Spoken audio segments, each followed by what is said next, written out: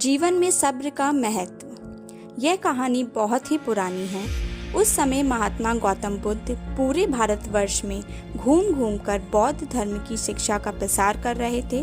धर्म प्रसार के सिलसिले में वह अपने कुछ शिष्यों के साथ एक गांव में घूम रहे थे। काफी देर तक भ्रमण करते रहने से उन्हें प्यास लगने लगी। प्यास बढ़ता देख उनके एक शिष्य ने गांव से पानी लाने के लिए कहा। शिष्य जब गांव में पहुंचा तो उसने देखा कि वहां एक छोटी सी नदी बह रही है, जिसमें काफी लोग अपने वस्त्र धो रहे हैं। कुछ लोग गायों को नहला रहे हैं। इसी कारण नदी का पानी काफी गंदा हो गया था। शिष्य को नदी के पानी का ये हाल देखकर लगा कि गुरुजी के लिए यह गंदा पानी ले जाना उचित नहीं होगा। इस तरह वह बिना पानी के ही वापस आ गया। लेकिन इधर गुरुजी का प्यास से गला सूख रहा था, इसलिए पुनः उन्होंने पानी लाने के लिए दूसरे शिष्य को भेजा। इस बार वह शिष्य उनके लिए मटके में पानी भर ले आए। देख महात्मा बुद्ध थोड़ा आश्चर्यचकित हुए। उन्होंने शिष्य से पूछा, गांव में बहने वाली नदी का पानी तो गंदा था, फिर ये पानी कहाँ से लाए? शिष्य बोला, हाँ गुरुजी, उस नदी का जल सही में बहुत गंदा था, परंतु जब सभी अपना कार्य खत्म कर चले गए तब मैं कुछ देर वहां ठहरकर पानी में मिली मिट्टी के नदी के तल में बैठने का इंतजार किया। जब मिट्टी नीचे बैठ गई तो पानी साफ हो गया, वही पानी लाया हूँ। महात्मा बुद्ध शिष्य का यह उत्तर सुनकर बहुत खुश हुए तथा अन्य शिष्यों को एक शिक्षा दी कि हमारा जीवन भी नदी के जल जैसा ही है। जीवन में अच्छी कार्य करते रहने से यह हमेशा शुद्ध बना रहता है, परंतु अनेकों बार जीवन में ऐसे भी क्षण आते हैं जब हमारा जीवन दुख और समस्याओं से घिर जाता है। ऐसी अवस्था में जीवन सामान्य यह पानी भी गंदा लगने लगता है। मित्रों, इसीलिए हमें जीवन में दुख और बुराइयों को देखकर अपना साहस नहीं खोना चाहिए और धैर्य रखना चाहिए। गंदगी समान ये समस्याएं स्वयं ही धीरे धीरे खत्म हो जाएंगी। अपने दुखों का कारण आप ही हैं। एक समय की बात है, भगवान बुद्ध एक नगर में घूम रहे थे। उस नगर के नागरिकों के मन में बुद्ध के विरोधी ने यह बात बैठा दी थी कि वह एक ढोंगी है और हमारे धर्म को भ्रष्ट कर रहा है। इस वजह से वहाँ के लोग उन्हें अपना दुश्मन मानते थे। जब नगर के लोगों ने बुद्ध को देखा तो उन्हें भला बुरा कहने लगे और बद्दुआएं देने लगे। गौतम बुद्ध नगर के लोगों की बद्दुआएं शांति से बिना बोले सुनते रहे, लेकिन जब नगर के लोगों ने उन्हें बोलते बोलते थक गए तो महात्मा बुद्ध बोले, क्षमा चाहता हूँ, लेकिन अगर आप लोगों की बातें खत्म हो गई हों तो मैं यहाँ जाऊँ? भगवान बुद्ध की यह बात सुनकर वह लोग आश्चर्यचकित हुए। वहीं खड़ा एक आदमी बोला, ओ भाई, हम तुम्हारा गुणगान नहीं कर रहे, हम तो तुम्हें गाली दे रहे हैं। क्या इसका तुम पर कोई असर नहीं होता? बुद्ध बोले, आप सब मुझे चाहे जितनी गालियाँ दो, पर मैं उन्हें लूँगा ही नहीं।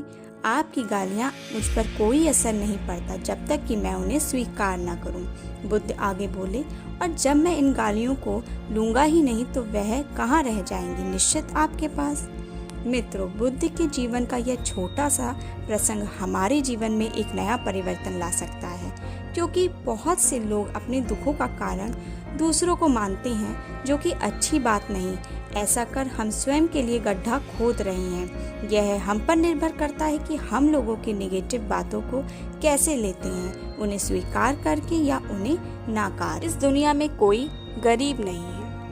एक समय की बात है, भगवान गौतम बुद्ध एक गांव में धर्म सभा को संबोधित कर रहे थे।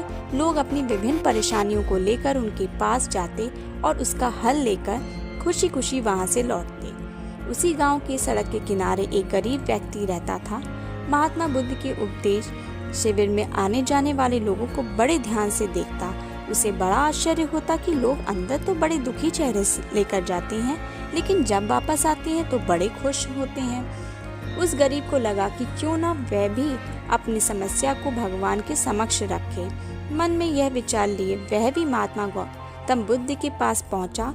लोग खड़े होकर अपनी समस्या को बता रहे थे।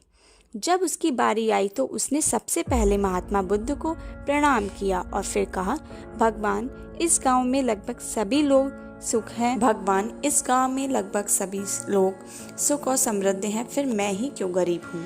इस पर उन्होंने मुस्कुराते हुए कहा, तुम गरीब और निर्धन इसलिए हो क्योंकि तुमने आज तक किसी को कुछ नहीं दिया।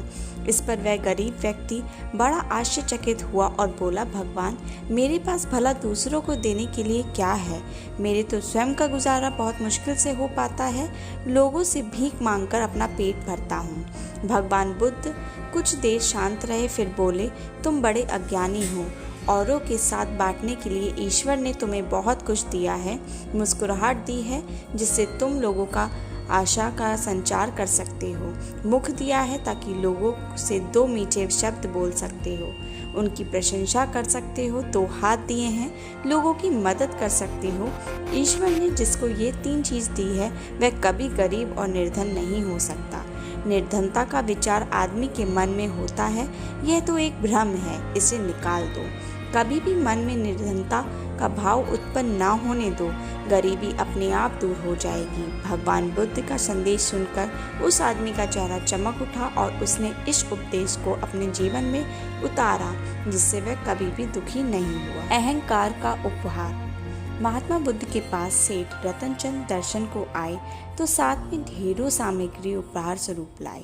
वहां उपस्थित जनसमूह एक बार तो वाह कर उठे। सेठ रतनचंद का सिर तो गर्व से तना जा रहा था।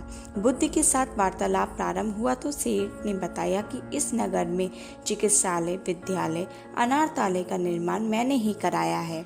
आप जिस सिंहासन पर बैठे हैं वह भी मैंने भेंट किया है, आदि आदि कई दान सेठ जी ने गिनाया। सेठ जी ने जब जाने की आज्ञा चाही तो बुद्ध बोले, जो कुछ साथ लाए हो वह यहाँ छोड़ जाओ। सेठ जी चकित होकर बोले, प्रभु, मैंने तो सब कुछ आपके समक्ष अर्पित कर दिया है।